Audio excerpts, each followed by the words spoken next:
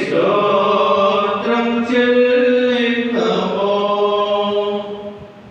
ప్రార్థన చేస్తుందో మమ్మల్ని మిక్కిలిగా ప్రేమించిన మా యేసు ప్రభువా, అతి శ్రేష్ఠ నామాన్ని బట్టి స్తోత్రాలు కృతజ్ఞతలు చెల్లించుకుంటున్నాం. గడిచిన పునరుత్థాన ఆరాధన మొదలుకొని ఈ పునరుత్థాన ఆరాధన వరకు మమ్ములను మా కుటుంబాలను సజీవ లెక్కలో నిలిచి ఉంచి నీ చక్కని విలువైన మందిర సహవాసం కొరకు మమ్మల్ని ఏర్పాటు చేస్తున్నాను తండ్రి. నీకు వందనాలు. కూడి వచ్చిన బిడ్డలను జ్ఞాపకం తెచ్చుకోండి. ఇంకనూ కూడి వచ్చిన రావాల్సిన బిడ్డలను మీరు జ్ఞాపకం తెచ్చుకోండి. ఆరాధన ప్రారంభించుకుంటున్నాం. ఆరాధన ప్రారంభం మొదలుకొని చివరి వరకు నీ కృప చొప్పున నడిపించి బలపరుచుకోమని యేసు ప్రభు వారి నామమున ప్రార్థించి వేడుకుంటున్నాను పరమ తండ్రి. ఆమేన్. ఆంధ్ర క్రైస్తవ కీర్తన పుస్తకంలో నుండి 315 కీర్తనతో ఆరాధన ప్రారంభించుకుందాం. పురుషోత్తమ చౌదరి గారు రచించిన గీతిక ఉన్న పాటన చూస్తున్నాను. ఈ పాద సంధిని అనే కీర్తన పాడుకుందాం. ఆంధ్ర క్రైస్తవ కీర్తన పుస్తకంలో నుండి 315 కీర్తన.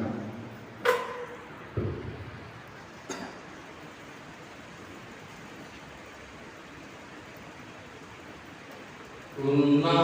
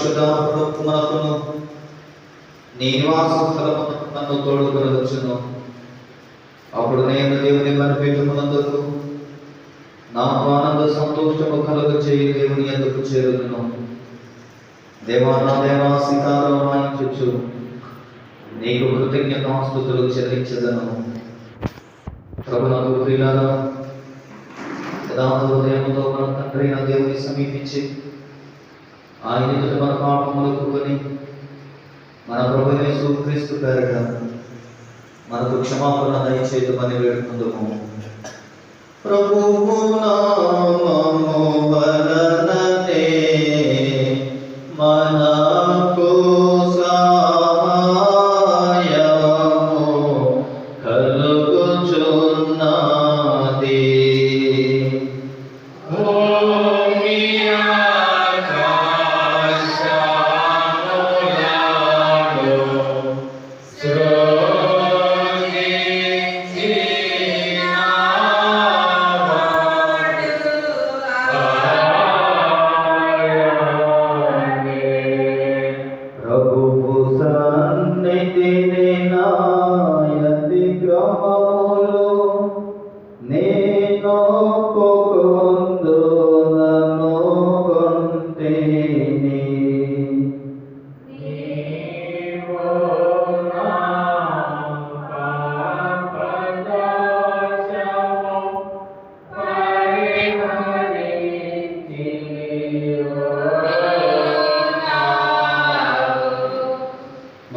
సృష్టికర్తడు విమోచకుడునైన సర్వశక్తి గల దేవ, దీనులము పాపులమగు మేము స్వాభావికముగా పాపులమనియు అపవిత్రులమనియు తలపు వలన మాట వలన క్రియ వలన నీకు విరోధముగా పాపం చేస్తామనియు నీ ఎదుట ఒప్పుకొనుచున్నాము.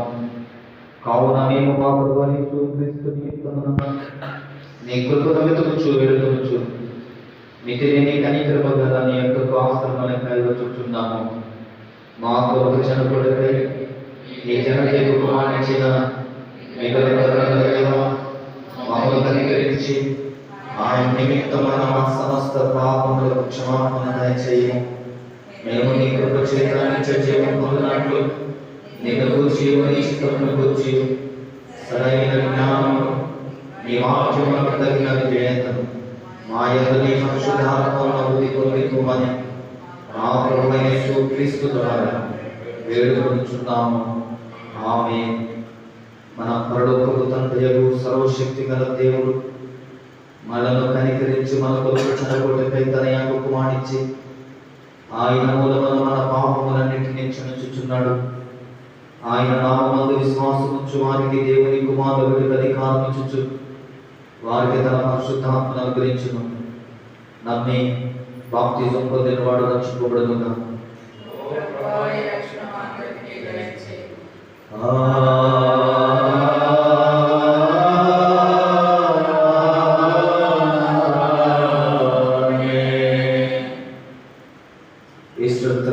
మూడవ ఆదివారం ఏర్పాటు చేయబడిన ప్రారంభ గీతము చదువుకుందాము.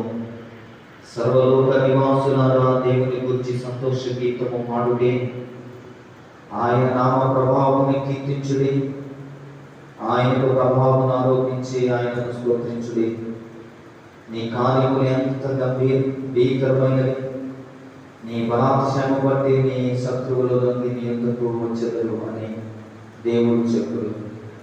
తండ్రికి కుమారునికి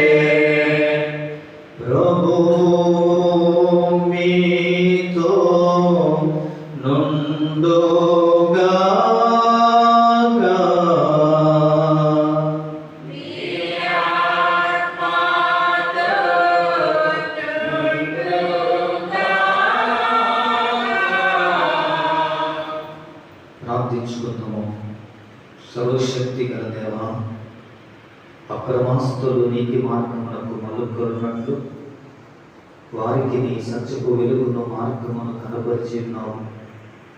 క్రీస్తు మత సహవాసములోనికి చేర్చబడిన వారందరూ ఆ మతమునకు ప్రతికూలమైన వాటన్నింటినీ విసర్జించి అనుకూలమైన వాటన్నింటినీ చేయనట్లు అనుగ్రహించుమని నీతోనూ పరిశుద్ధాత్మతోనూ సదాయక దేవుడై వివేకమును జీవించుచు పరిపాలించుటకు నీ కుమారుడు మన ప్రభువైన యేసుక్రీస్తు ద్వారా వేడుకొనుచున్నాము. ఆమేన్. దయచేసి కూర్చుందాం. ఈ దినము కొరకు ఏర్పాటు చేయబడిన వాక్య భాగములను చదువుగా విందాం. పాత నిబంధన పాఠ్య భాగము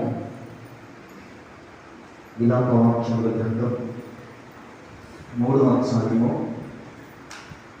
18వ వచనం మొదలుకొని 26వ వచనం వరకు వాక్య భాగాన్ని చదువుగా విందాం.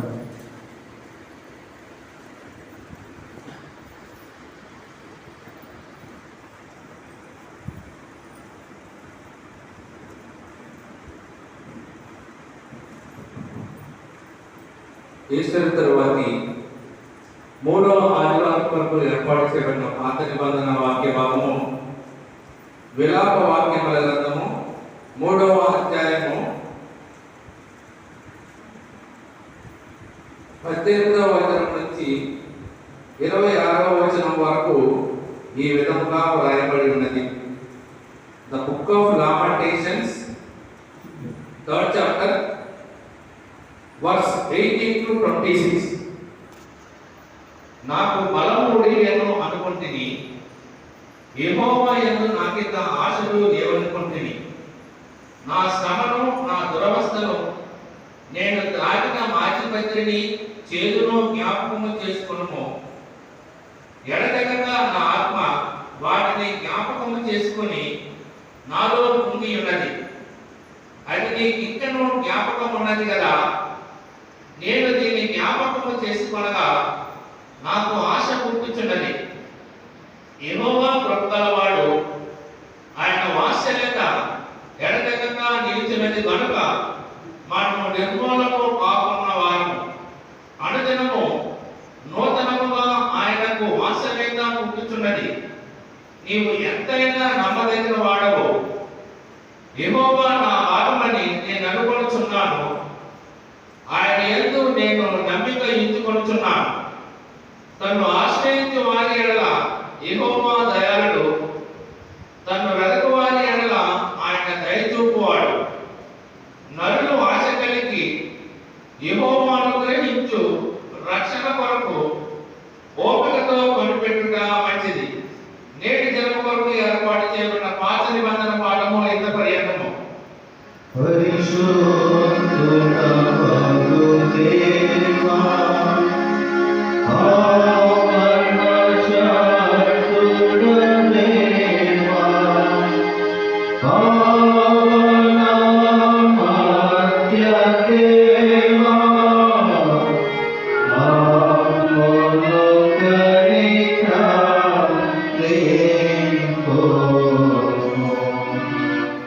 పత్రిక పాఠ్య భాగము అపోస్తలుడైన పౌలు గారు ఎబ్రియులకు రాసిన పత్రిక 4వ అధ్యాయము 14వ వచనం మొదలుకొని 16వ వచనం వరకు వాక్య భాగాన్ని చదివిస్తుంది.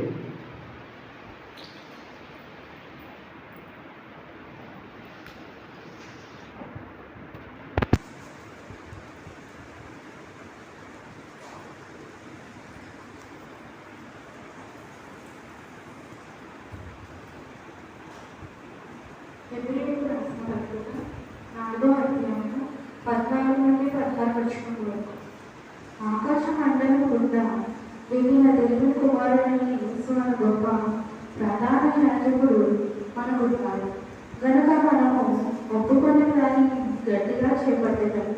మన ప్రధాన యాజకుడు మన బలహీనతల యందు మనతో సమానుభావము లేనివాడు కాడు కానీ సమస్త విషయంలోనూ మనవైన శోధింపబడినను ఆయన పాపము లేనివాడుగా ఉండెను.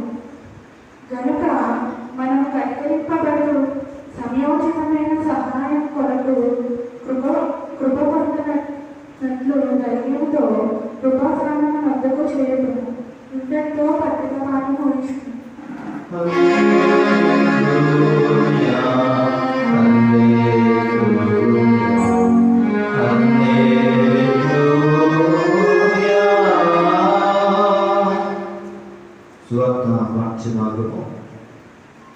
యోహాను రాసిన సువార్త 14వ అధ్యాయం మొదటి 11 వచనాలు ఈ విధముగా రాయబడినవి. వనజాగలు చదివిస్తారు.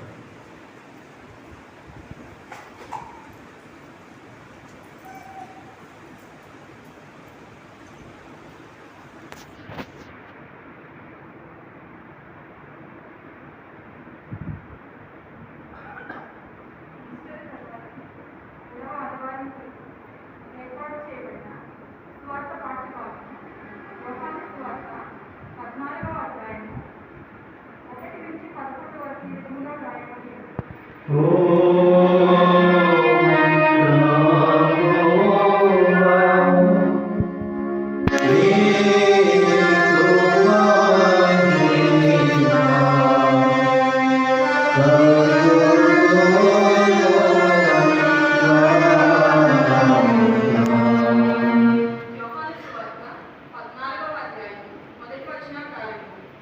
మీ హృదయమును కలవరపడనీయకుడి. దేవుని యందు విశ్వాసముంచుచున్నారు, నా యందును విశ్వాసముంచుడి. నా తండ్రి ఇంట అనేక నివాసములు కలవు. దేని ఎడల మీతో చెప్పుదును. మీకు స్థలము సిద్ధపరచ వెలుచున్నాను. నేను వెళ్ళి మీకు స్థలము సిద్ధపరిచిన ఎడల నేనుండు స్థలములో మీరును ఉండులాగున మరలా వచ్చి నా యొద్ద నుండుటకు మిమ్మల్ని తీసుకొని పోవుదును. నేను వెలుచున్న స్థలమునకు మార్గము మీకు తెలియదని చెప్పాను. అందుకు తోమా, ప్రభువా, ఎక్కడికి వెలుచున్నామో మాకు తెలియదే, ఆ మార్గం ఎలాగూ తెలియదని ఆయనను అడగగా, యేసు, నేనే మార్గమును సత్యమును జీవమును, నా ద్వారానే తప్ప ఎవరునూ తండ్రి వద్దకు రాడు. మీరు నన్ను ఎరిగి ఉంటే నా తండ్రిని ఎరిగి ఉండు. ఇప్పటి నుండి మీరు ఆయనను ఎరుగుదురు, ఆయనను చూచి ఉన్నారని చెప్పాను. అప్పుడు ఫిలిప్పు, ప్రభువా, తండ్రిని మాకు కనబరచుము, మాకంతే చాలునని ఆయనతో చెప్పగా, యేసు, ఫిలిప్పు, నేను ఇంతకాలము మీ యొద్ద ఉండినను నీవు నన్ను ఎరగవా? నన్ను చూచిన వాడు తండ్రిని చూచి ఉన్నాడు. కనుక తండ్రిని మాకు కనపరచుమని ఎలా చెప్పుచున్నావు? తండ్రి యందు నేనును నా యందు తండ్రిని ఉన్నామని నీకు నమ్ముట లేదా? నేను నీతో చెప్పుచున్న మాటలు నా యంతటే నేనే చెప్పుట లేదు. తండ్రి నా యందు నివసించుచు తన క్రియలు చేయుచున్నాడు. తండ్రి యందు నేనును నా యందు తండ్రి ఉన్నామని నమ్ముడి, లేదా ఈ క్రియల నిమిత్తమైనను నన్ను నమ్ముడి.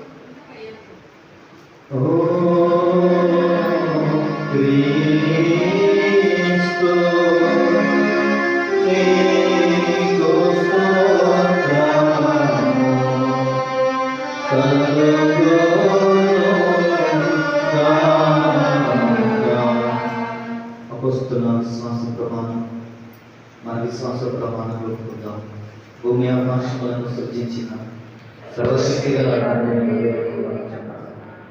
ఆయన యొక్క కుమారుడు మన ప్రభువైన యేసుక్రీస్తు నామమున ఈయన పరిశుద్ధాత్మలో లోకము ధరించబడి అనేక మరియు పుట్టి శ్రమపడి శిలువ వేయబడి చనిపోయి సమాజ సేవకులను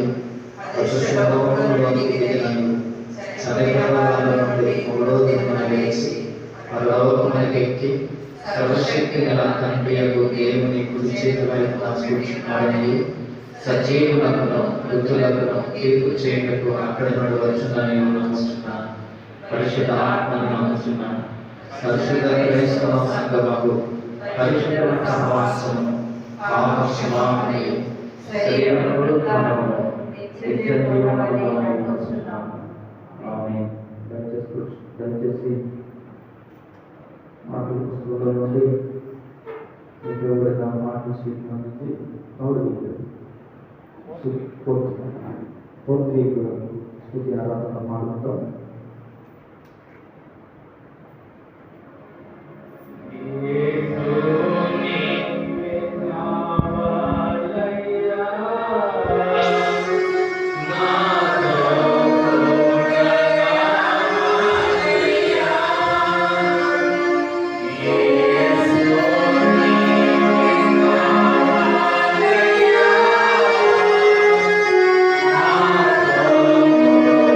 Oh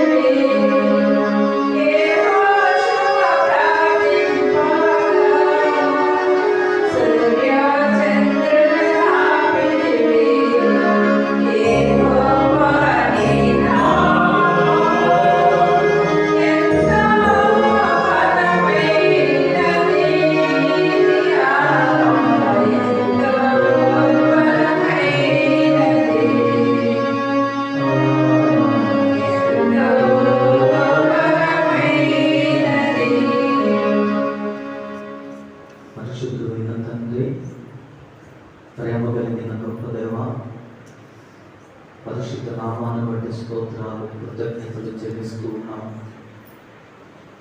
ఈ పరిశుద్ధ ఈస్టర్ తర్వాత 3వ ఆదివారమున నీ ప్రియమైన బిడ్డలుగా మాకు ఇచ్చిన దివ్యమైన ఆరాధనలో పాల్గొని ఈ స్తుతి ఆరాధన ద్వారా నేను స్తుతులు పైన ఆశీనులుగా నిలువబెట్టిన విధానాన్ని బట్టి స్తోత్రాలు. ఎక్కడ ఇద్దరు ముగ్గురు చేరి ఉన్నారో వారి మధ్యలో ఉంటారని సెలవించిన దేవుడు అయినా ఈ స్తుతి ఆరాధన ద్వారా మీరు మా మధ్యలో నివసించుచున్నారు. నీకు స్తోత్రాలు. మీరు మాట్లాడండి నాయనా, మీరు మాట్లాడితే మేము బ్రతుకుతామయ్యా, మీరు మాట్లాడితే మాకు నెమ్మది నాయనా, మీరు మాట్లాడితే మా జీవితానికి విశ్వాసము, మీరు మాట్లాడితేనే మా జీవితానికి స్థిరత్వం. అట్టి దీవెనతో మమ్మల్ని నింపండి. యజమానుడు వాడుకోవటానికి అర్హమైన పాత్రగా నన్ను మమ్మల్ని తయారు చేయమని యేసు ప్రభు నామమున ప్రార్థించి వేడుకొంచున్నాను పరమ తండ్రి. ఆమేన్. మన తండ్రి అయిన దేవుని నుండి ప్రభు అయిన యేసు క్రీస్తు నుండి కృపయు సమాధానము మీకు కలుగును గాక. ఆమేన్. దయచేసి కూర్చుందాం. ప్రియమైన దేవుని బిడ్డలారా, మన ప్రభువు రక్షకుడైనటువంటి యేసు ప్రభు నామమున మీ అందరికీ ప్రత్యేకమైన శుభాదివందనాలు చెల్లించుకుంటున్నాను. ప్రియులారా, గడిచిన పునరుత్థాన ఆదివారపు ఆరాధన మొదలుకొని ఈ పునరుత్థాన ఆదివారపు ఆరాధన కొరకు దేవుడు మనందరినీ సజీవు లెక్కల్లో నిలిచి ఉంచి ఈ చక్కని ఆరాధనలో పాల్గొనడానికి దేవుడిచ్చిన దివ్యమైనటువంటి కృప కొరకు మనం అందరం దేవుని కృతజ్ఞతాస్తుతులు చెల్లించబద్దులమైనాం. ప్రియులారా, ఈ సమయమందు మరొక చక్కని వార్త మీకు తెలియజేస్తున్నా. అదేమిటనగా, ఇప్పటికే చాలా చర్చెస్ లాక్డౌన్కి వెళ్ళిపోయినాయి. చాలా చర్చెస్ ఇప్పటికే మూతపడి ఉన్నాయి. కాకినాడలో, ఇంచుమించు వైజాగ్, గుంటూరు, అదేవిధంగా వెస్ట్ గోదావరిలో ఉన్న అనేక చర్చెస్ ఆల్రెడీ మూతపడిపోయినాయి. దానికి కారణం ఏమిటంటే, గుంటూరులో ఈ 3 రోజులకి నాకు తెలిసి నా సీనియర్స్, నాతో పాటు నాతోటి సహా కాపురులుగా పనిచేస్తున్న వారు 10 మంది ప్రభువుని అందించారు. సెంట్రల్ ఈస్ట్ గుంటూరు యొక్క సెనడ్ బిషప్ యొక్క సతీమణి ఉదయకాల సమయంలో ప్రభువుని అందించింది. గుంటూరు ప్రాంతంలో చాలా విరివిగా ఈ కరోనా ఎలా ఉందంటే చాప కింద నీరులా ఉంది. ఇంతకుముందు కన్నా ఇప్పుడు చాలా భయంకరంగా వ్యాప్తి చెందింది. ఇంతకుముందు తెలిసేది, ఎందుకంటే గవర్నమెంట్ టేక్ ఓవర్ చేసింది ఇంతకుముందు. ఇప్పుడు కరోనా ఎవరికి ఉందో ఎవరికి లేదో ఎవరు కనిపెట్టలేదు. మన పక్కల ముందో లేదో కూడా తెలియని పరిస్థితి. అంటే ఇప్పుడు ఉన్నాయని అనట్లేదు, కానీ సో బయట మనం సొసైటీలో తిరుగుతున్నాం కాబట్టి బయట ఎవరికి ఉందో ఎవరికి లేదో తెలియనటువంటి పరిస్థితి. ఏదేమైనా దేవుని మహా ఉచితమైన కృపను బట్టి 9:30 గంటలకు మనం ఆరాధన టైంకి మనం ప్రారంభించుకుందాం. ఎంతమంది రాగలుగుతారో అంతమంది. ఎందుకంటే దేవుని మందిరంలో గడపడం మహా ధన్యత.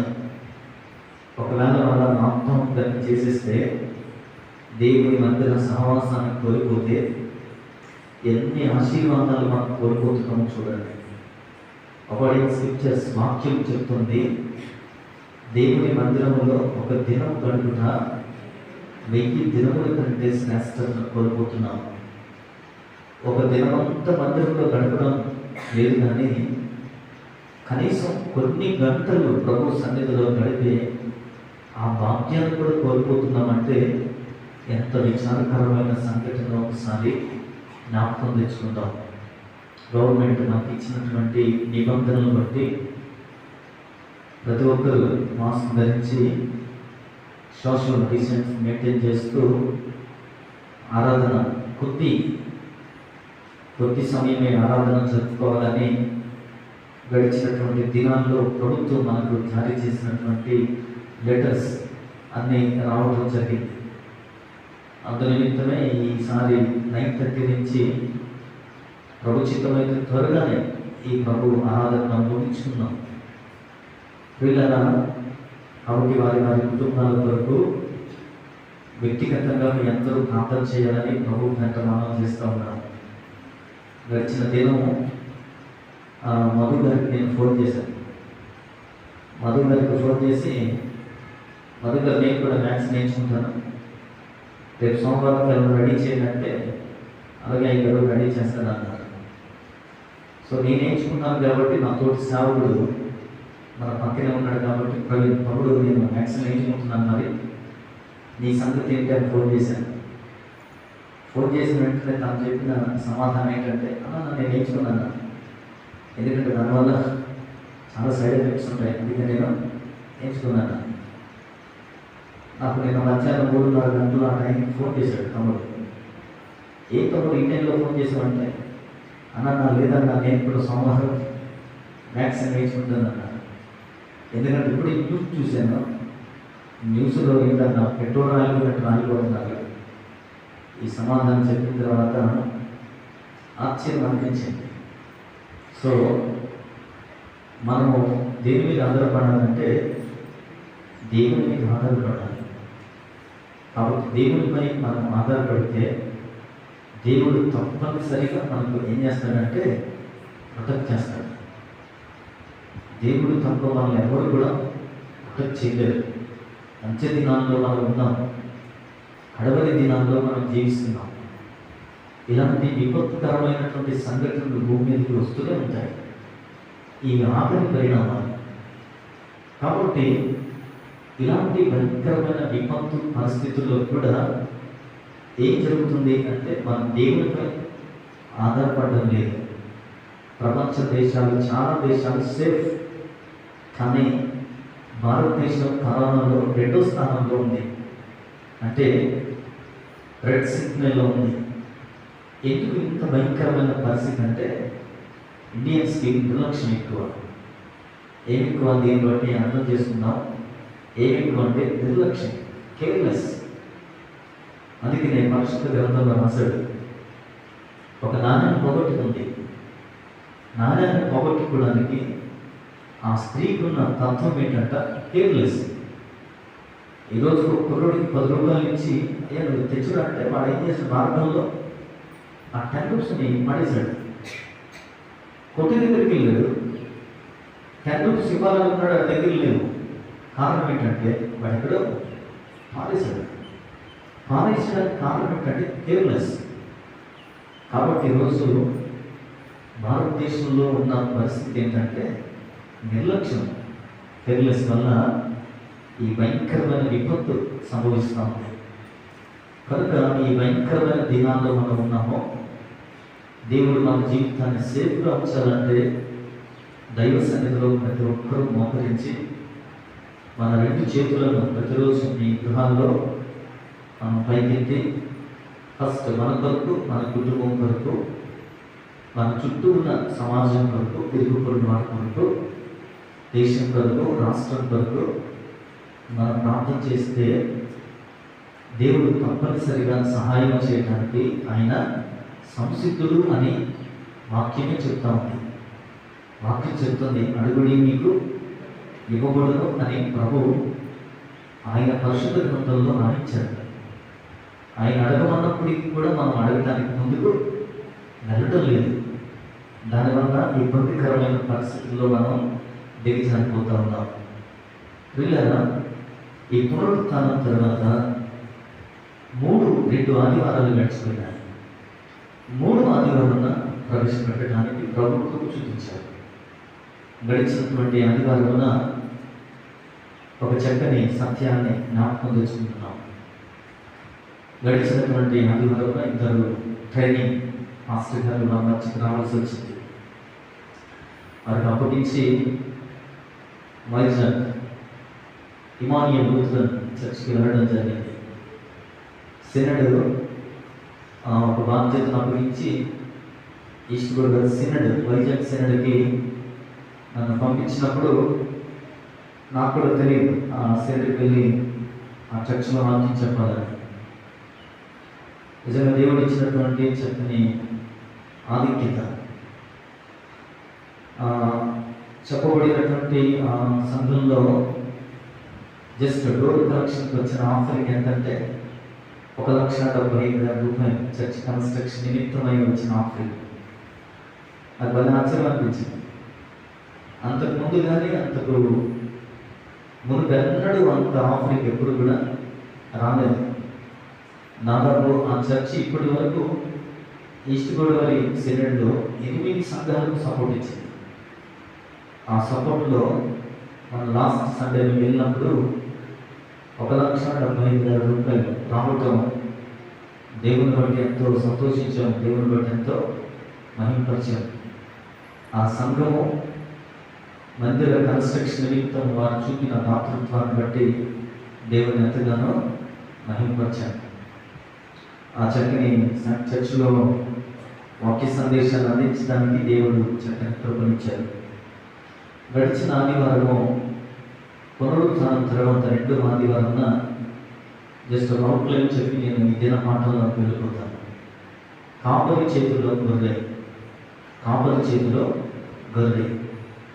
కాపరి చేతిలో గొర్రె ఉన్నప్పుడు ఆ గొర్రెను దేవుడు ఏ విధంగా కాపాడుతాడో గడిచిన ఆదివారాన్ని జ్ఞాపకం తెచ్చారు.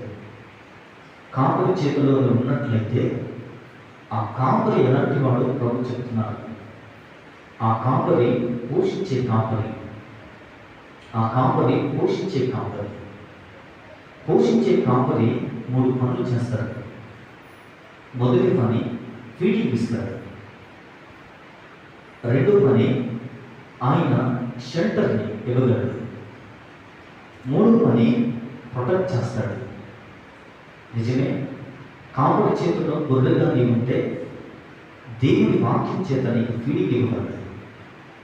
కాపరి చేతుల్లో గొర్రె ఉన్నప్పుడు ఆ గొర్రెను దేవుడు ప్రొటెక్ట్ చేస్తాడు. ఎలా అంటే ప్రస్తుతం కరోనా దినాల్లో ఉన్నాం. కరోనాని ధరించకుండా కాపరి మాత్రమే ప్రొటెక్ట్ చేస్తాడు. సో 3వది నీకు మంచి షెల్టర్ ఇవ్వగలడు.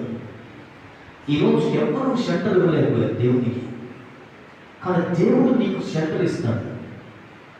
దేవుడు ఎక్కడ షెల్టర్ ఇవ్వగలడు అంటే ఉన్నత స్థలంలో పైన, ఈ లోకంలో కాదు.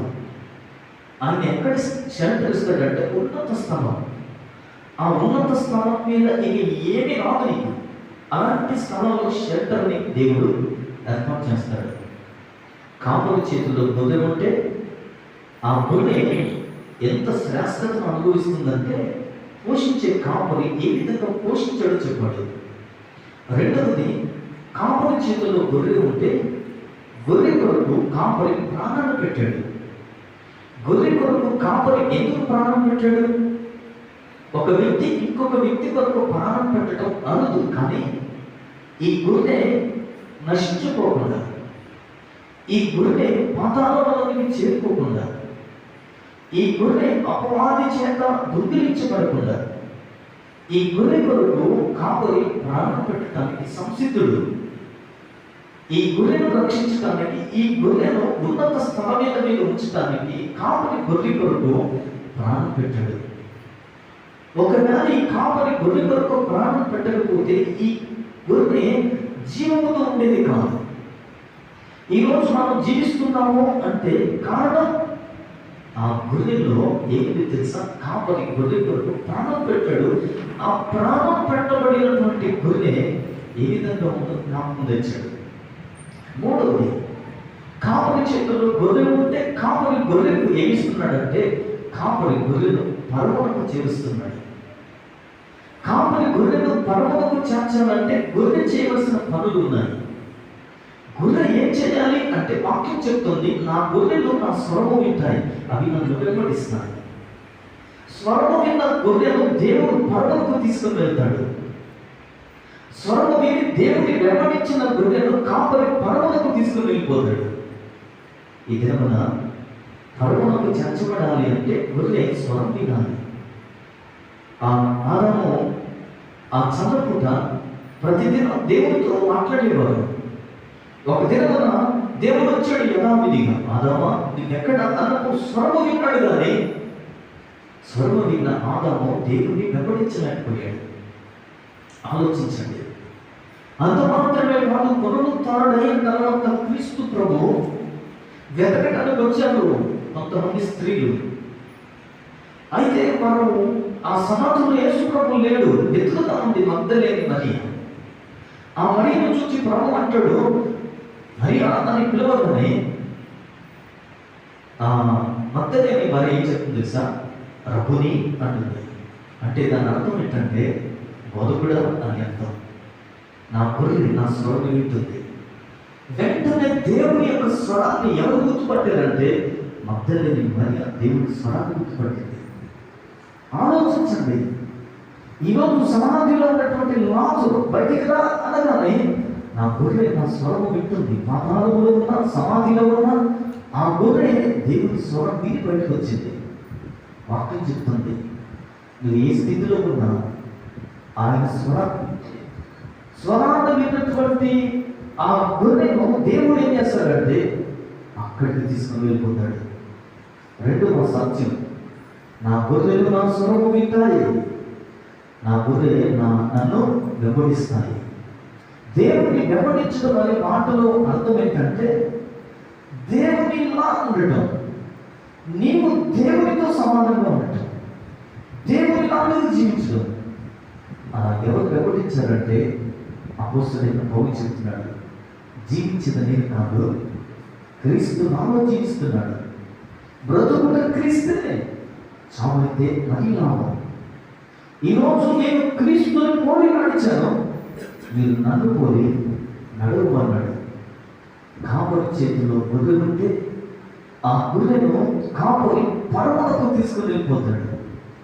అట్టి ఆధిక్యత గడిచిన దినమున చదువుబడిన 3 లేఖనాల్లో దేవుడు మనకిచ్చిన ఆధిక్యత. కాపరి చేతిలో గొర్రెగా నీవు ఉన్నావా? పోషించబడతావు. కాపరి చేతిలో గొర్రెగా ఉన్నావా?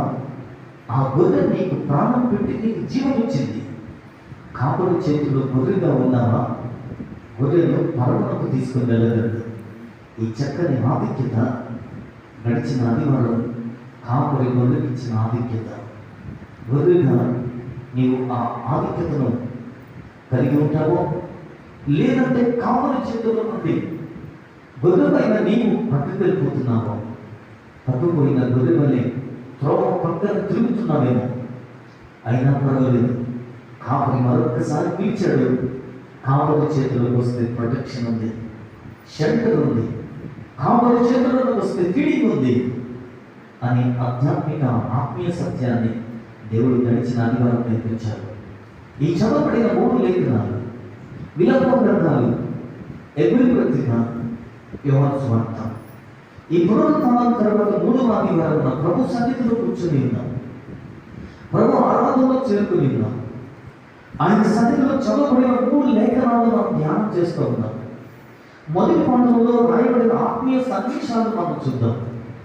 ఈ చదవబడిన 3 లేఖనాల నుండి ఈ పాఠ నిబంధన పాఠ్య భాగాన్ని వేరు చేసుకుంటూ 25వ వచనాన్ని ఒక్కసారి చదువుదాం. 3వ అధ్యాయం. తనను ఆశ్రయించు వారి ఎడల యెహోవా దయాళుడు, తనను వెదకు వారి ఎడల ఆయన దయ చూపువాడు. ఆశ్రయించు వారి ఎడల ఆయన దయాళుడు, వెదకు వారి ఎడల దయగలవాడు. అద్భుతమైన సత్యం. ఆశ్రయం కలిగిన దేవుడు. ఈ ఉదయకాలంలో మన ధ్యాన అంశం ఏంటంటే ఆశ్రయము కలిగిన దేవుడు. మనుషులు రాజులు నమ్ముకుంటున్నారు, మనుషులు ఈ లోకాన్ని నమ్ముకుంటున్నారు. వాక్యం చెప్తుంది, రాజులు నమ్ముకోవడం వల్ల, మనుషులను ఆశ్రయించడం వల్ల నీ జీవితానికి ప్రయోజనం లేదు. రాజు నమ్మొద్దు, మనుషులను ఆశ్రయించొద్దు. నువ్వు ఆశ్రయించేది ఎవరినైతే దేవుని తప్ప ఎవరిని ఆశ్రయించను. దేవుణ్ణి ఆశ్రయించిన నరుడు ధన్యుడు అంటుంది బైబిల్. దేవుణ్ణి ఆశ్రయించిన వ్యక్తి సంతోషిస్తాడు అంటుంది బైబిల్. దేవుణ్ణి ఆశ్రయించు వానికి ఏ మేలు కొదువైందో అని చెబుతుంది బైబిల్. కనుక ఈ దినమున ఎవరిని ఆశ్రయిస్తున్నావు? ఆశ్రయించే పరిస్థితులు ఎప్పుడు కలుగుతున్నాయి? ఎలాంటి సందర్భంలో దేవుణ్ణి నీకు ఆశ్రయించాలి? దేవుణ్ణి ఆశ్రయించడం వల్ల నీకు వచ్చే మేలంటే, దేవుణ్ణి ఆశ్రయించడం వల్ల నీకు వచ్చేటువంటి ప్రతిఫలం ఏ విధంగా ఉంది? దేవుణ్ణి ఆశ్రయించడం వల్ల నీ జీవితం ఎక్కడి నుంచి ఎక్కడికి వెళ్ళిపోతుంది? ఆ తమలో నుండి జీవములోనికి దేవుడు నిన్ను నన్ను మనందరినీ తీసుకుని వెళ్ళగలడు. ఎప్పుడు అంటే ఈ ఉదయ కాలమున ఈ లోకాన్ని కాదు, మనుషులని కాదు, నీకున్న చుట్టూ ఉన్న పరిస్థితులను కాదు, నీకున్న తత్వాన్ని కాదు, నీకున్న జ్ఞానాన్ని కాదు, నీకున్న సంపదను కాదు నువ్వు ఆశ్రయించవలసింది. నిన్ను నన్ను కలుగజేసి, నిన్ను నన్ను గుర్తించి, నీ కొరకు నా కొరకు ప్రాణమిచ్చిన జీవదాత అయిన యేసుక్రీస్తు ప్రభువుని నువ్వు ఆశ్రయించగలిగితే, ఏ స్థితిలో నీవున్నావో ఆ స్థితి నుంచి నిన్ను నన్ను పైకి లేవనెత్తగలిగిన దేవుడు ఆయన. అందుకే దేవుడు ఆశ్రయించు దేవుడు. ఆశ్రయించు దేవుని గురించి జ్ఞాపకం తెచ్చుకుంటున్నాం. మొదటి పాఠంలో మనం జ్ఞాపకం తెచ్చుకునే ప్రాముఖ్యమైనటువంటి అంశం ఏమిటి అని ఆలోచన చేస్తే, వినప వాక్యాల గ్రంథం, the book of levitation. So ఈ గ్రంథం ఎవరు రాశారు అనేటువంటి మాట ఒకసారి ఆలోచన చేస్తే, ఇది విలపించే ప్రవక్త ఇర్మియా రాసినటువంటి గ్రంథం ఇది. సో ఈ గ్రంథం ఎప్పుడు రాయబడింది? దీని యొక్క చరిత్ర ఏంటి? ఈ 3 అధ్యాయం అసలు ఇందులో ఉన్నటువంటి సారాంశం ఏంటి అని ఆలోచన చేస్తే, యెరూషలేము మందిరం సమూల నాశనం అయిపోయింది. యెరూషలేము నాశనం కుప్పకూలిపోయింది. సో యెరూషలేము నాశనం కుప్పకూలిపోయిన యెరూషలేము ఆ మందిరాన్ని చూసి విలపిస్తూ దేవుని జ్ఞాపకం తెచ్చుకుంటున్నాడు. అసలు ఎందుకు ఆ మందిరం కూలిపోయిందో, అసలు ఎందుకు ప్రజలు కూలిపోతున్నారో, ఎందుకు ప్రజల పైన ఆ భయంకరమైన విపత్తు వచ్చిందో అంతటిని ఇర్మియా జ్ఞాపకం తెచ్చుకుంటూ ఈ మాట రాస్తున్నాడు విలప కావ్య గ్రంథంలో. ప్రియులారా, నిజానికి ఈ దినాల్లో మందిరాలు కట్టబడుతున్నాయి. మందిరాలు కట్టబడుతున్నాయి కానీ ఆధ్యాత్మికమైన మందిరం కట్టబడడం లేదు. భౌతిక సంబంధమైన మందిరాలు కట్టబడుతున్నాయి కానీ ఆధ్యాత్మిక సంబంధమైన మందిరాలు కట్టబడడం లేదు. మనం చూడండి, మన మందిరం కట్టబడింది. మన లాంటి మందిరాలు, వివక్షమైన మందిరాలు కట్టబడ్డాయి. గడిచిన ఆదివారం వెళ్ళినటువంటి ఆ మందిరం చాలా పెద్ద మందిరం, చాలా పెద్దగా ఉంది. దాదాపు అక్కడికి వచ్చిన కాంగ్రిగేషన్ ఎంతంటే 2000 మంది కాంగ్రిగేషన్. సో వాళ్ళకి సరిపోతుంది. అయినా సరే పైన ఇంకా ఆ థర్డ్ స్టేజ్లో ఉన్న వాళ్ళకి ఇంకా ఖాళీగానే ఉంది. అప్పుడు అనిపించింది, మందిరాలు కట్టబడ్డాయి కానీ భౌతిక సంబంధమైన మందిరాలు ఇంకా కట్టబడలేదు. నీవే ఒక మందిరం, నువ్వు కట్టబడ్డావా దేవునితో? విలపిస్తూ ఈ మాట రాస్తున్నాడు. సో నీ మందిరం కట్టబడాలి, నీ ఆధ్యాత్మికమైన మందిరం కట్టబడాలంటే నీకు ఇప్పుడు ఎవరిని ఆశ్రయించాలి? దేవుని ఆశ్రయించాలి. అందుకనే ఈ మొదటి పాఠంలో చెప్తున్నాడు, ఆధ్యాత్మికమైన మందిరం కట్టబడటానికి దేవుని ఆశ్రయించు. ఎందుకంటే ఆయన దయ కలిగిన వాడు. అంత మాత్రమే కాదు, ఆయన దయాళుడు, దయ చూపేవాడు. క్రీస్తునందు ప్రియమైన దేవుని బిడ్డలారా, భౌతిక సంబంధమైన మందిరం కట్టబడింది కానీ ఆత్మ సంబంధమైన మందిరం కూలిపోయింది. ఆత్మ సంబంధమైన మందిరం కూలిపోవటానికి కారణం, ఈ మందిరములో క్రీస్తు లేడు, ఆ మందిరములో వాక్యం లేదు. ఆ మందిరములో వాక్యం లేదు కనుక ఆ మందిరం కూలిపోయింది. ఆధ్యాత్మిక మందిరాలు కూలిపోయాయి. సో ఈ ఆధ్యాత్మిక మందిరం కూలిపోయిన తర్వాత ఈ కూలిపోయిన ఆధ్యాత్మిక మందిరానికి దిక్కు లేదు. నిస్సహాయ స్థితి, నిరుత్సాహ పరిస్థితులు, శ్రమల గుండా, శోధనల గుండా, అనారోగ్యం గుండా, విపత్తు గుండా ఈ మందిరం ప్రయాణం చేస్తూ ఉంది. చూడటానికి పైకి బాగా ఉంది, లోపల అన్ని సమస్యలే. చూడటానికి చాలా అందమైన మందిరంగా ఉంది, లోపల ఈ మందిరము సమస్యల వలయం, లోపల ఈ మందిరం అవిధేయత వలయం, లోపల ఈ మందిరం అశాంతికి నిలయం, లోపల ఈ మందిరం అనారోగ్యానికి గురి, రోగము పాలైపోయిన మందిరం. అందుకనే ఇలాంటి పరిస్థితుల్లో ఉన్నది, ఇలాంటి కట్టబడిన మందిరంలో ఉన్న ఈ మందిరాన్ని దేవుడు అంటున్నాడు, నన్ను ఆశ్రయించండి, ఎందుకంటే తను ఆశ్రయించువాడు. వాక్యమే చాలా అద్భుతంగా చెప్తుంది, తను ఆశ్రయించువారి ఎడల యెహోవా దయాళుడు. నువ్వు ఆశ్రయించు, దయాళుడైన ఆయనకున్న దయ ఎలాంటిదో తెలుసా? నీవు పాపిగా ఉన్నా, నీవు శత్రువుగా ఉన్నా, దేవుని మీద నేరారోపణ చేసిన దేవుడు దయాళుడు. దేవుడు నీ మీద, నా మీద దయ చూపగలిగిన దయా సంపన్నుడండి. అందుకే వాక్యం చెప్తుంది, తను ఆశ్రయించు వారి ఎడల యెహోవా దయాళుడు. ఆలోచన చేద్దాం. ఈరోజు ఆధ్యాత్మిక మందిరం కట్టుబడినప్పుడు ఆ వ్యక్తి యెహోవాను ఆశ్రయించగలడు. ఆధ్యాత్మిక మందిరంగా కట్టబడాలి అంటే నీవు దేవుని ఆశ్రయించాలి. ఆధ్యాత్మికమైన మందిరం కట్టబడిన తర్వాత దేవుని ఆశ్రయించగలిగితే ఆ మందిరంలో నీవు ఏది జరగాలనుకుంటున్నావో అది దేవుడు జరిగిస్తున్నాడు. ఆ మందిరం కొరకు ఏది జరగాలో ఆ మందిర పని దేవుడు జరిగించుకుంటాడు. నీ జీవితంలో ఏది జరగాలని దేవుడు ఆశించాడో, దేవుడు నీకు ఏ ఉద్దేశంతో జీవితాన్ని దేవుడు ఇచ్చాడో ఆ ఉద్దేశాన్ని దేవుడు నీలో ఈ లోకంలో జరిగించుకుంటాడు.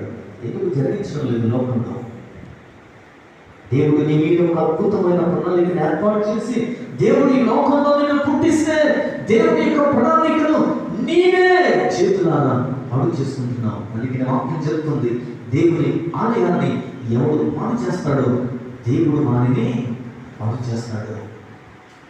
ఆలోచించు. ఇలాంటి స్థితిలో ఉన్న ఇప్పుడు మనం ఎవరిని ఆశ్రయించాలంటే దేవుడిని ఆశ్రయించినప్పుడు ఆయన దయాళుడు. ఒక చిన్న సందర్భంలో చూద్దాం. ఆదికాండంలో ఒక అద్భుతమైన చరిత్ర వ్రాయబడినటువంటి అద్భుతమైన వృత్తాంతం. అబ్రహాము జీవితం అద్భుతమైన విశ్వాసి. అబ్రహాము విషారంలో దేవుని ఎడల అద్భుతమైన నమ్మకమైన జీవితాన్ని జీవించుచున్నటువంటి కుమారుడు. దేవుడు అబ్రహాముతో వాగ్దానం చేశాడు. దేవుడు అబ్రహాముతో చేసిన వాగ్దానం, నేను నీకు ఒక సంతానం ఇస్తాను.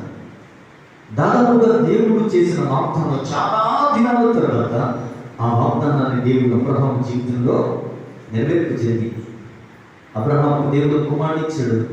ఆ కుమారుడు ఇస్సాకు, అద్భుతమైన కుమారుడు. అబ్రహాము జీవితంలో కుమారుడు ఇస్సాకును ఇచ్చాడు. ఇస్సాకు జీవితంలో ఏది జరగాలో అన్నీ జరిగించుకుంటూ వచ్చాడు. బాల్యం నడిచిపోయింది, యవన కాలం వచ్చింది, యవన కాలం గడిచింది, రోమానం వచ్చింది. ఆ టైంలో అబ్రహాముకు ఒక తలంపు వచ్చింది, నా కుమారుడైన ఇస్సాకు వివాహం చేయాలి అని. అబ్రహాము ఎవరిని ఆశ్రయించాడంటే తన పెద్ద దాసుడైన ఎలియాజరును పిలిచాడు. ఎలియాజరును పిలిచి ఎలియాజరుకు బాధ్యత ఇచ్చాడు. నా కుమారుడికి నేను వివాహం చేయాలనుకుంటున్నాను. నా కుమారుడికి ఎలాంటి కన్య కావాలో, ఎలాంటి స్త్రీ కావాలో, ఎలాంటి యవనురాలు కావాలో క్వాలిటీస్ అన్ని చెప్పాడు. ఎలియాజరు ఆ బాధ్యత చేత పట్టుకున్నాడు. ఆ ఎలియాజరు బాధ్యత చేత పట్టుకొని ప్రయాణం చేస్తూ ఒక దినం ఒక చోట నిలబడి మోకరించి తన గొర్రెలు అతడు కూడా మోకరించి ప్రార్థన చేయడం మొదలుపెట్టాడు. అయ్యా, నాకు కావలసిన సుగుణాలు ఇవి. సో ఈ సుగుణాల్లో నేను కోరుకునే స్త్రీ ఎలా ఉండాలంటే, నాకును నా ఒంటెలకును నీకు ఎవరైతే పోస్తారో నా యజమానుడు కుమారుడికి భార్య. దేవుణ్ణి ఆశ్రయించాడు. ఎవరు? ఎలియాజరు. ఆలోచించండి. ఎలియాజరు జీవితంలో ఒక బాధ్యత ఉంది. ఎలియాజరు జీవితానికి ఒక పని అప్పగించబడింది. ఆ పని ఎలియాజరు చేయలేడు నిజానికి. కానీ ఈ పని చేయవాడు ఎవరు తెలుసా? దయాళుడు, దయగలవాడు. ఈ పని చేయడానికి ఎలియాజరు చేతిలో ఉన్న పని, ఈ బాధ్యత ఎవరి చేతిలో పెట్టాడు తెలుసా? యెహోవాను ఆశ్రయించాడు, దేవుణ్ణి ఆశ్రయించాడు. ఈ దినమున దేవుని బిడ్డలుగా ఆధ్యాత్మిక మందిరాల్లో కట్టబడిన మనం కూడా ఎన్నో పనులు ఉన్నాయి మన చేతిలో, ఎన్నో బాధ్యతలు ఉన్నాయి మన చేతిలో. పిల్లలకు వివాహం చేసే బాధ్యతలు, మనకంటూ ఈ లోకంలో నివసించడానికి ఒక గృహాన్ని కట్టుకోవాల్సిన బాధ్యతలు, మన బిడ్డలను చదివించుకునేటువంటి బాధ్యతలు, మన కుటుంబాన్ని పోషించే బాధ్యతలు, ఎన్నో బాధ్యతలు మనం కూడా కలిగి ఉన్నాం. ఈ కలిగినటువంటి బాధ్యతలను బట్టి మనము మన జ్ఞానం మీద ఆధారపడుతున్నాం, మన జ్ఞానం మీద ఆశ్రయిస్తున్నాం, మనకున్న సంపద మీద ఆశ్రయిస్తున్నాం, మనం ఈ లోకం మీద ఆశ్రయం కలిగి ఉన్నాం. కానీ పని అప్పగింపబడిన పని చేతిలో పెట్టుకున్నాడు. అది కాస్త ఎలియాజరు దేవుణ్ణి ఆశ్రయించాడు. కనుకనే ఎలియాజరు జీవితంలో ఆధ్యాత్మిక మందిరంగా కట్టబడ్డాము మనం. యెహోవా దయ కలిగిన వాడు. ఎలియాజరు జీవితం దేవుని మీద ఆశ్రయించాడు, దేవుని నమ్ముకున్నాడు, దేవునిపై ఆరోపించాడు. కనుక ఎలియాజరు జీవితంలో ఏం జరిగింది తెలుసా? అద్భుతమైన దివ్యమైనటువంటి ఆశీర్వాదాన్ని మనం చూడగలిగే ప్రియ క్రీస్తునందు ప్రియ దేవుని బిడ్డలారా, విశ్వాసాలు ఈరోజు చాలా మంది ఏ విధంగా తయారైపోతున్నారు తెలుసా? ఈ ఎలియాజరు జీవితాన్ని మన జ్ఞాపకం తెచ్చుకుంటున్నప్పుడు అందరూ కూడా మ్యారేజ్ డివోర్స్ అయిపోతున్నారు. అందరూ మ్యారేజ్ డివోర్స్ అయిపోతున్నారు. అందరూ కమిషన్ తీసుకుంటున్నారు. వివత్సమైనటువంటి వ్యాపారం అయిపోయింది.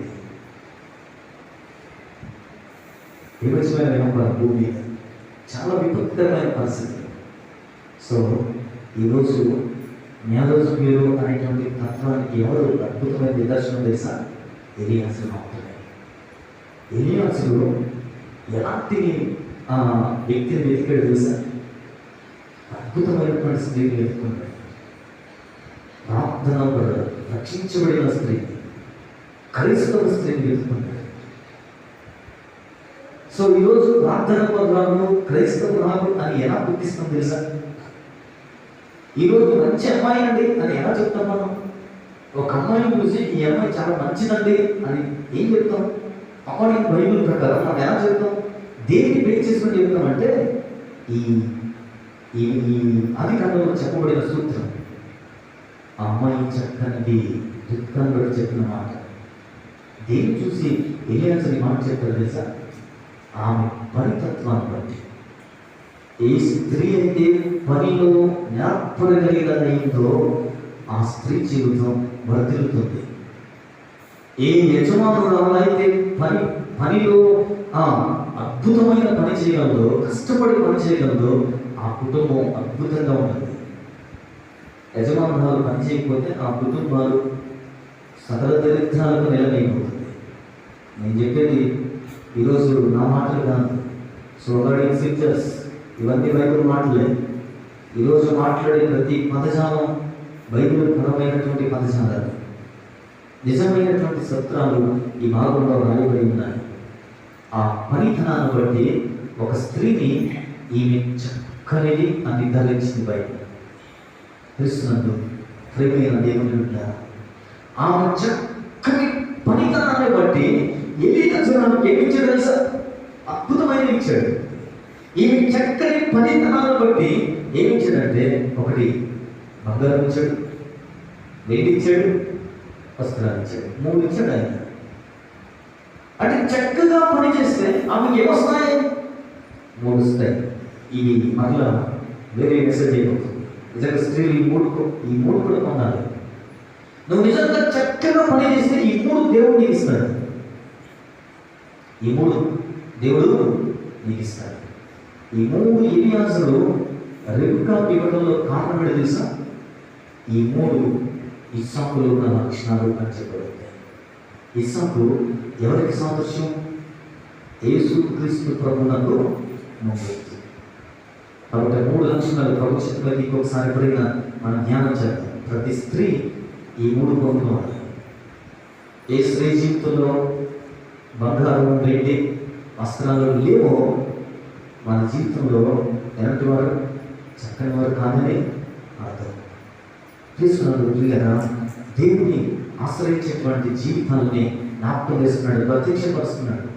కాబట్టి ఎలీయాజు ఆశ్రయించాడు. ఎలీయాజు జీవితంలో యెహోవా దయాళుడు, ఆయన దయగలిగిన వాడు కనుక దయ చూపించాడు ఎలీయాజు మీద. అద్భుతమైనటువంటి దయ, అద్భుతమైనటువంటి కనికరాన్ని ఎలీయాజు పొందుకోగలిగాడు. రెండవ సందర్భాన్ని మనం చూద్దాం ప్రియులారా. రెండవ సందర్భాన్ని మనం జ్ఞాపకం తెచ్చుకుందాం. యెషయా గ్రంథం 38వ అధ్యాయము, 37వ అధ్యాయము, 39వ అధ్యాయంలో ఒక అద్భుతమైన చరిత్ర రాయబడి ఉంది. ఆ చరిత్ర ఏమిటంటే రాజైన హిజ్కియా జీవితం. రాజైనటువంటి హిజ్కియా జీవితంలో 3 ప్రాముఖ్యమైన ఘట్టాలను ఎదుర్కొన్నాడు. ఒకటి, శత్రు భయముతో ఉన్నప్పుడు. రెండవది, మరణకరమైన రోగం సంభవించినప్పుడు. మూడవది, ఇరుగు పొరుగు దేశాల రాజులు వచ్చినప్పుడు. ఇవే రాజైన హిజ్కియా జీవితంలో 3 ప్రాముఖ్యమైన ఘట్టాలు. ఇరుగు పొరుగు దేశాలు వచ్చినప్పుడు దేవుని ఆశ్రయించలేకపోయాడు. శత్రు భయంతో తనని ముట్టడించినప్పుడు దేవుని ఆశ్రయించాడు. నిజంగా దేవుని ఆశ్రయించగా దేవుడు ఎలాంటి వాడంటే యెహోవా దయాళుడు. తను వెదకు వారి పట్ల దయ చూపేవాడు. తను ఆశ్రయించు వారి ఎడమ ఆయన దయగలిగిన వాడు.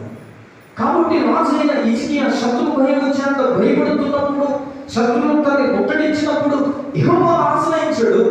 ఆశ్రయములో దేవుని యొక్క దయ కలిగింది. దేవుని యొక్క దయ. ఏ శత్రువు తనని టార్గెట్ చేస్తున్నాడో, ఏ శత్రువైన అపవాది తనని ముట్టడి చేసి బలహీనపరుస్తున్నాడో, దేవుని ఆశ్రయించాడు. యెహోవా దయాళుడు కనుక ఆ శత్రువు ఇతని మీద కాదు, శత్రువుతో దేవుడి యుద్ధం చేస్తున్నాడు.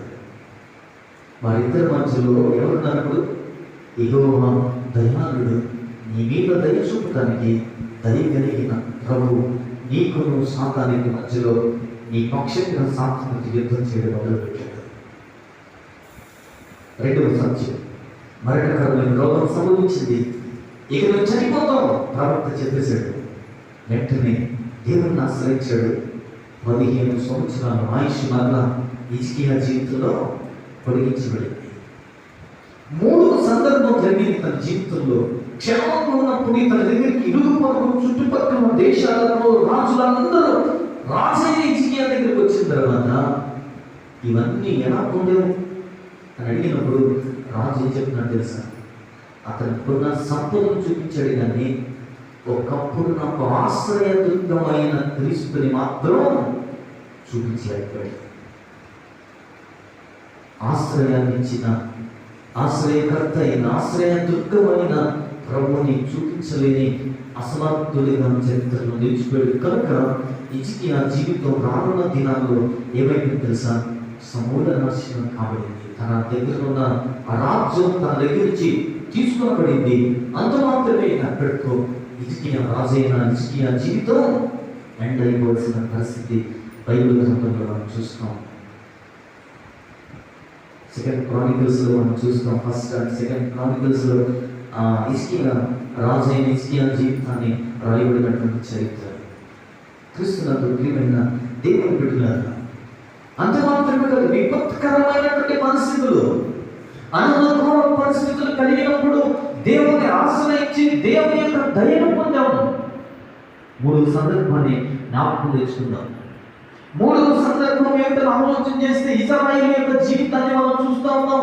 ఇశ్రాయేలు యొక్క జీవితం ఐగుప్తులో బానిసలుగా బ్రతుకుతున్నప్పుడు దేవునికి మొరపెట్టినప్పుడు దేవుడు వారి యొక్క మొర విని దేవుడు వారిని విడిపించడానికి మోషేని ఎన్నిక చేసుకొని మోషే ఐగుప్తులోకి వెళ్ళి అక్కడ అనేకమైన అద్భుతాలను చూసి క్రియలు చేసి ఫరో దగ్గర నుంచి విడిపిస్తున్నప్పుడు,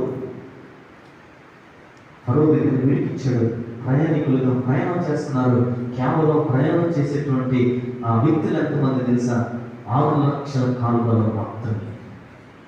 అంటే ఇంకా వాహనాల మీద ఎంతమంది ఉన్నారు, ఎత్తుకున్న వాళ్ళు ఎంతమంది ఉన్నారు? ఒకసారి ఆలోచించండి. ఐగుప్తు నుంచి దేవుడు చూపించే దేశానికి వెళ్ళిపోతున్నారు. ప్రయాణికులు ఎంతమంది అంటే 6 లక్షల మంది. ఈ సమయంలో ప్రయాణం చేస్తున్నప్పుడు మార్గంలో ఎర్ర సముద్రం అడ్డుపడింది. ఇజ్రాయేల్ జీవితంలో ముందుపడిపోయింది. సో మోషే ఇప్పుడు ఎవరి మీద ఆధారపడ్డాడు తెలుసా? దేవుడిని ఆశ్రయించాడు. దేవుడిని ఆశ్రయించాడు. దేవుడిని ఆశ్రయించిన వారికి దేవుడు దయాళుడు. దయగలిగిన వాడు ఎర్ర సముద్రాన్ని 2 పాయలుగా చేసి ఆరిన నేలపై దేవుడు నడిపించాడు. అప్పుడు కూడా ఇజ్రాయేలు పట్ల దేవుడు దయగలిగిన వాడు. ఆయన దయాళుడు. ఆయన దయ ఏంటో ఆయన ప్రత్యక్షపరుచుకున్నాడు. తను ఆశ్రయించిన వారికి దేవుడు దయాళుడు. ఈ దినమున నువ్వు దేవుడిపై ఆశ్రయించగలిగితే నీ జీవితంలో, నీ కుటుంబంలో, నీ ప్రతి పరిస్థితిలో దేవుడు దయాళుడిగా ఉంటాడు. దయాళుడు అనే మాటలో అర్థమేంటి తెలుసా? విపత్కరమైన పరిస్థితిలో నీ జీవితాన్ని నడిపించేవాడు. అనారోగ్య పరిస్థితుల్లో నీ జీవితాన్ని క్షేమంలోనికి నడిపించేవాడు ఆయన దయాళుడు. దయగలిగిన క్రీస్తు జీవితాన్ని నీ జీవితంలో ఉందా? ఆ దయాలత్వం నువ్వు అనుభవించవా? ఆ ప్రాముఖ్యమైనటువంటి సత్యాన్ని, ఆ ప్రాముఖ్యమైన విధానాన్ని ఈ భాగంలో జ్ఞాపకం చేస్తున్నాడు. సువార్త పాఠ్య భాగంలో మనం ఒక్కసారి ఆ మొదటి వచనాన్ని ఒకసారి చదువుదాం. సువార్త పాఠ్య భాగము 14వ అధ్యాయము మొదటి వచనాన్ని చదువుకుందాం. నీ హృదయములను కలవరపడనీయకండి. ఎంత చక్కని మాట! నీ హృదయములను కలవరపడనీయకండి. ఇక్కడ విశ్వాసుల యొక్క హృదయాలు కలవరంతో ఉన్నాయి. శిష్యుల యొక్క హృదయాలు కలవరంతో ఉంది. ఎందుకంటే యేసు ప్రభువుని విడిచిపెట్టి ఆరూఢమైపోతున్నటువంటి సందర్భంలో ఇక్కడ శిష్యులు అంటున్నారు, మీ హృదయములను కలవరపడనీయకండి. దేవుని యందు విశ్వాసం ఉంచండి. ఆయన యందు విశ్వాసం ఉంచండి. సో ఈ భాగంలో రాయబడిన మాట, హృదయములను కలవరంతో నిండినవారు, హృదయం కలవరంతో నిండినవారు. ఈరోజు కలవరం అనేటువంటి భయంకరమైన వైరస్ హృదయాన్ని కలవరంతో నింపేసింది. సర్వసాధారణంగా ఎప్పుడు భయపడలేదండి. గత 2 రోజులు వచ్చి భయపడుతున్నాను. నేనైతే ఎప్పుడు భయపడలేదు కరోనా గురించి. సో మార్నింగ్ మా వాడు ఫోన్ చేశాడు. ఎక్కడి నుంచి? నెల్లూరు నుంచి మా వాడు ఫోన్ చేసి, ఒక చర్చ ఉందా, జరుగుతున్నామా, ఆవేశం అడిగాడు. అదే బ్రాండ్ అడిగితే, ఇక్కడ నెల్లూరు పెట్రోల్ అన్నట్టు రానిపోతున్నాను మా అమ్మ మాస్టర్స్, నువ్వు అక్కడ క్షేమకరంగా మందిరం నడుపుతున్నావు అంటే ఒకసారి నాకు భయం వేసింది. కరెక్ట్గా నేను చర్చికి ఎంత రోజులను ఫోన్ ఇచ్చాను. అక్కడే మనం అప్పుడు ఇంత లోపల కూడా రాలేదు. అందుకే చూడండి, మాస్క్ కూడా ఇక్కడ పెట్టుకున్నాను. సో మాస్క్ ఇక్కడ పెట్టుకోవడానికి మరొక రీజన్ ఉంది. సపోజ్ మనం చర్చికి చెక్ చేయడానికి వస్తే ఈ మాస్క్ కంపల్సరీ మూడు మీద ఉండాలి. ఒకవేళ నేను మాస్క్ పెట్టుకోకపోయినా నన్ను బట్టి మనందరినీ బయటికి వెళ్ళిపోమంటాడు. అది మనకి ఇవ్వబడినటువంటి గవర్నమెంట్ ఇచ్చినటువంటి నిబంధనలు. కాబట్టి దయచేసి అందరూ మాస్క్ ధరించి మందిరానికి రండి. మాస్క్ ధరించి మాత్రమే కాదు, ఇంకొక విషయంలో తెలుసా, దూరంగా కూర్చోండి. మందిరానికి వచ్చిన తర్వాత కొంచెం సోషల్ డిస్టెన్స్ మెయింటైన్ చేస్తూ దూరంగా కూర్చుందాం. అలానే దేవుడు మనకి ఎన్ని రోజులు అవకాశం ఇస్తారో అన్ని రోజులు ప్రభు మందిరంలో గడుపుతాం. ఎందుకంటే ఇలాంటి దినాలు మరలా వస్తాయో రావో, ఒకవేళ ఎరకపోయి మళ్ళీ ఎలాంటి వ్యాధులన్నీ వచ్చినాయి అనుకోండి, మొత్తం మీద మందిరంలో ఏముండదు. కానీ దేవుడు ఇచ్చిన కృప మన మీద ఉంది. దేవుడు మనకి ఇచ్చిన కనికరం మన మీద ఉంది. కాబట్టి దేవుడు అద్భుతమైనటువంటి దయాళుడు. ఇంతకుముందు నేను పితరులు అంటే మన చర్చిలో ఉన్నటువంటి వయసులో పెద్దలు గ్రేసాంటిని వీళ్ళు వాళ్ళతో మాట్లాడినట్టు ఒక మాట చెప్పారు. 1980 ఆ ప్రాంతాల్లో చోట్ల దొంగలు పడేవారంట. దొంగలు పడితే మీ ప్రాంతంలో ఉన్నవాడు పైన విగ్రహం మీద దాక్కునేవారంట. సో ఎక్కువ శాతం ఎక్కడ దాక్కునేవారంటే ఆలయంలోనే దాక్కునేవారంట. ఎక్కువ శాతం ఎక్కడ దాక్కునేవారు? దేవుని యొక్క మందిరంలో దాక్కునేవారంట. అప్పుడు పాత నాకు ఎక్కడ ఉండేది. అక్కడ వారు రాత్రంతా పడుకొని అప్పుడు ఉదయాన్ని లేచి వెళ్ళిపోయేవారంట. ఇది చెప్పిన తర్వాత అర్థమైంది నాకు. అసలు దొంగలు ఫస్ట్ దేన్ని టార్గెట్ చేస్తాడు? శత్రువు ఫస్ట్ దేన్ని టార్గెట్ చేస్తాడు? దేనికంటే మందిరమే. ఫస్ట్ శత్రువు టార్గెట్ చేసేది దేని తెలుసా? టెంపుల్ని. ఎందుకంటే టెంపుల్లో నిధి ఉంటుంది. ఉందా నీ జీవితంలో నిధి? ఆలోచించండి. శత్రువుకి ఏం కావాలో అది ఉంటుంది అక్కడ. అందుకే శత్రువు ఫస్ట్ దేన్ని టార్గెట్ చేస్తాడు తెలుసా? టెంపుల్ని టార్గెట్ చేస్తాడు. ఆలోచించండి. సో ఇప్పుడు నీ టెంపుల్లో ఏముండదు తెలుసా? ఆధ్యాత్మికమైన నిధి ఉంటే ఇక టెంపుల్లో ఆ శత్రువు ముట్టడి చేసినా అడే చేయడం. క్రీస్తునందు ప్రియమైన దేవుని బిడ్డల విశ్వాసం. కాబట్టి హృదయం కలవరంతో ఉన్నవారు ఈ సువార్త వాక్యమాలలో చెప్తున్న మాట ఏంటో తెలుసా? మీ హృదయంలో కలవరం పడనీయకండి. ప్రభువునందు విశ్వాసం ఉంచండి. మీ హృదయం కలవరంగా ఇప్పుడు ఆయన మీద ఆశ్రయించండి. వాక్యం చెప్తుంది. హృదయం కలవరంతో నిండిపోయిన వారు సమస్య నీ జీవితంలో కలగజేయచ్చు, ఇబ్బందులు నీ జీవితంలో కలగజేయచ్చు, వ్యాధి నీ జీవితంలో కలగజేయచ్చు, నీ జీవితంలో ఫైనాన్షియల్ ప్రాబ్లమ్స్ నీ జీవితంలో కలవరం పుట్టించవచ్చు. అందుకని ప్రభు అంటాడు, కలవరపడనీకండి. కలవరంలో ఉన్న నీవు ఆయనను ఆశ్రయించండి, దేవుని ఆశ్రయించండి. వాక్యం చెప్తుంది, హృదయంలో కలవరపడనీకండి. ఆయన విశ్వాసం ఉంచండి, ఆయన ఆశ్రయించండి. ఆయన విశ్వాసం ఉంచడం అంటే ఆయనను ఆశ్రయించండి. అందుకని వాక్యం చెప్తున్న శాస్త్రమైన మాటలు 2 పాఠాల్లో 2 అద్భుతమైన సత్యం. దేవుని ఆశ్రయించు వారికి ఆయన దయాళుడు, దయగలిగిన వాడు. హృదయం కలవరంతో నిండిపోయి కలతతో నిండిపోతున్న వారు, కలవరంతో నిండిపోతున్న వారు ఆయనను ఆశ్రయిస్తే ఆయన దయాళుడు, దయగలిగిన వాడు, కలతను తీసేసే దేవుడు, కలవరాన్ని తొలగించే దేవుడు. నీ జీవితంలో ఏ విషయంలో కలత ఉందో, ఏ విషయంలో కలవరం చెందుతున్నావో ఆయనను ఆశ్రయిస్తే దయగలిగిన వాడు, దయాళుడు, నీ జీవితంలో కలతను తీసివేయగలడు, కలవరాన్ని తీసివేయగలడు. ప్రియరా,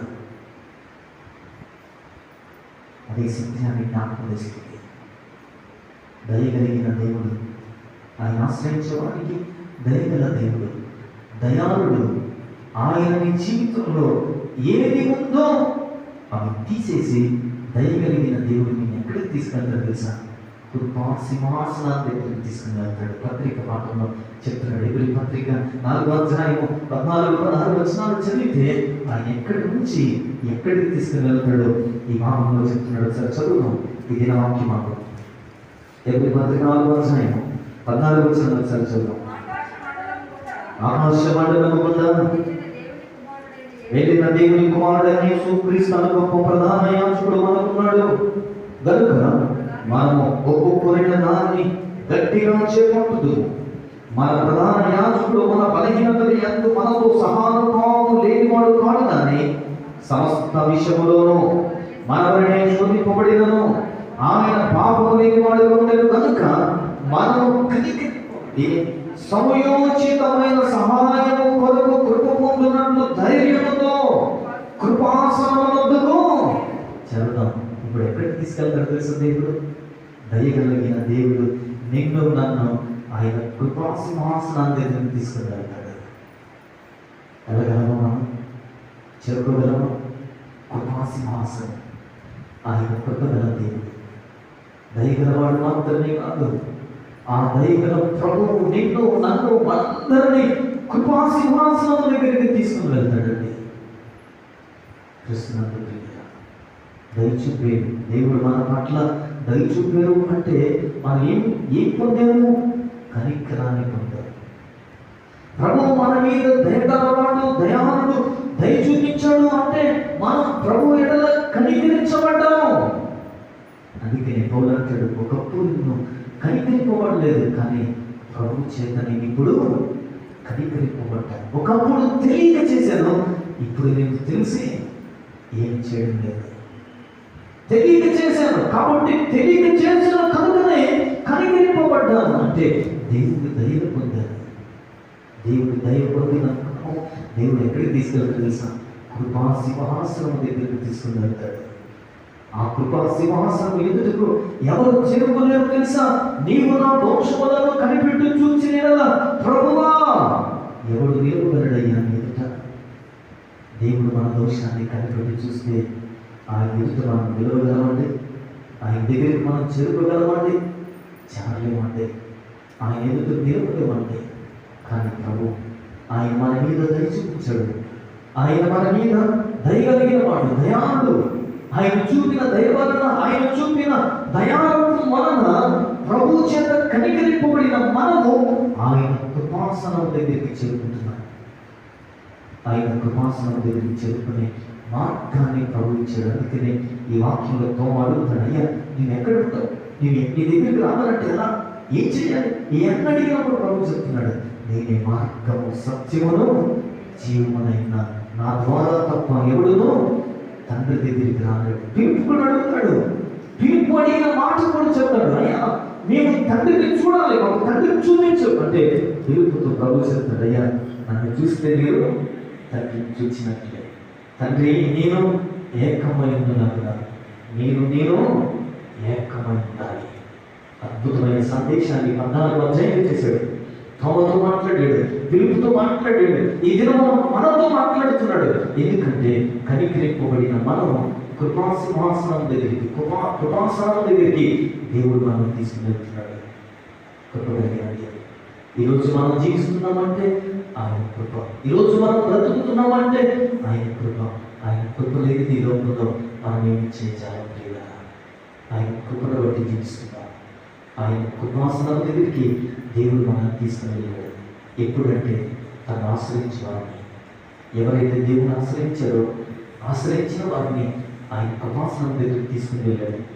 ఆశ్రయించిన వారి జీవితంలో ఏం పొందారు తెలుసా? దేవుని యొక్క దయ పొందారు, దేవుని యొక్క దయాలత్వం పొందారు. ఆ దేవుని దయాలత్వం పొందడం అంటే కనికరించబడ్డారు. ఆ కనికరించబడిన వారు ఎక్కడికి వెళ్ళారంటే ఆయన కృపాసనం దగ్గరికి చేరుకున్నారు. ఏదైనా నువ్వు కనికరించబడితే, ఆయన ధైర్యం పొందగలిగితే, ఆయన ఆశ్రయించగలిగితే, నేను నన్ను, మనల్ని, మన సంఘాన్ని, మన కుటుంబాన్ని దేవుడు కృపాసనం దగ్గరికి తీసుకుని వెళ్తాడు. ఆ కృపాసనం దగ్గర అద్భుతమైన ప్రొటెక్షన్ ఉంది. ఆ కృపాసనం దగ్గర అద్భుతమైన సముఖం ఉంది. ఆ ప్రొటెక్షన్ దగ్గరికి నువ్వు చేరుకోవాలంటే ఈ దినమున నీవున్న స్థితిలో, నీవున్న పరిస్థితిలో, నువ్వు ఎట్టి వాడమైనా, ఎలాంటి వాడమైనా, ఏ స్థితిలో ఉన్నా, ఏ సందర్భంలో ఉన్నా ఆయన దగ్గరికి చేరుకుందాం, ఆయనను ఆశ్రయిద్దాం. ఆయన ఆశ్రయిస్తే ఆయన దయాళుడు, నీ మీద కనికరాన్ని చూపిస్తాడు. కనికరించబడిన నీవు ఆ కృపాసింహాసనం దగ్గరికి చేరుకుంటే అద్భుతమైన దివ్యమైన ప్రొటెక్షిస్తాడు. అటు ప్రొటెక్షన్తో నింపబడి, నడిపించబడి, బలపరచబడి అనేకులకు సాక్షిగా, అనేకులకు దీవెనకరంగా ఉండటానికి పరిశుద్ధాత్మ సన్నిధి నడిపింది. మనకును, మన సంఘానికి, కుటుంబానికి సదాకాలంలో నడిపించి ఆశీర్వదించుడు గాక. ఆమె సమస్త జ్ఞానానికి మించిన దేవుని సమాధానం యేసుక్రీస్తు మీ హృదయానికి తలంపులకు కావలి ముందుగాక. ఆమె దేవా